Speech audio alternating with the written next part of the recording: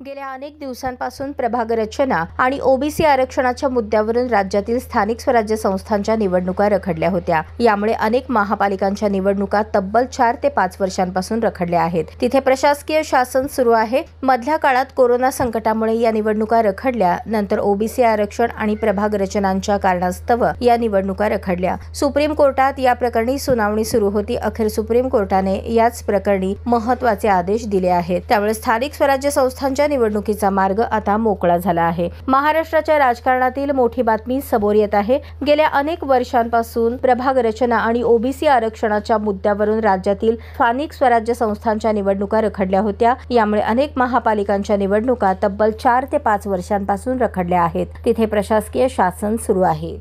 मधल्या काळात कोरोना संकटामुळे या निवडणुका रखडल्या। नंतर ओबीसी आरक्षण आणि प्रभाग रचनांच्या कारणास्तव या निवडणुका रखडल्या। सुप्रीम कोर्टात या प्रकरणी सुनावणी सुरू होती। अखेर सुप्रीम कोर्टाने याच प्रकरणी आज महत्त्वाचे आदेश दिले आहेत। त्यामुळे स्थानिक स्वराज्य संस्थांच्या निवडणुकीचा मार्ग आता मोकळा झाला आहे। राज्यात महापालिका, नगरपालिका आणि जिल्हा परिषदेच्या निवडणुका या जुन्या की नव्या प्रभाग रचनेनुसार पार पाडाव्यात याबाबत अनेक मतभेद होते। मुख्यमंत्री देवेंद्र फडणवीस यांच्या आधीच्या नेतृत्वातील सरकारने नवी प्रभाग रचना आखली होती, पण महाविकास आघाडी सरकारने ती प्रभाग रचना रद्द करत नवी प्रभाग रचना आणली।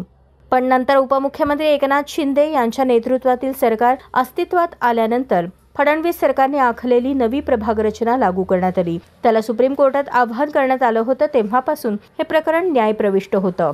अखेर सुप्रीम कोर्टाने याबाबतचे महत्त्वाचे आदेश आज दिले आहेत। नगरपालिका, जिल्हा परिषद निवडणुका नव्या प्रभाग रचनेनुसार करण्यास सुप्रीम कोर्टाने मंजुरी दिली आहे। नवीन प्रभाग रचनेला आव्हान देणाऱ्या याचिका सुप्रीम कोर्टाने फेटाळल्या आहेत। विशेष म्हणजे या निवडणुका ओबीसी आरक्षणासह घेण्याचे आदेश सुप्रीम कोर्टाने दिले आहेत। त्यामुळे आगामी निवडणुका या नव्या प्रभाग रचनेनुसार असतील।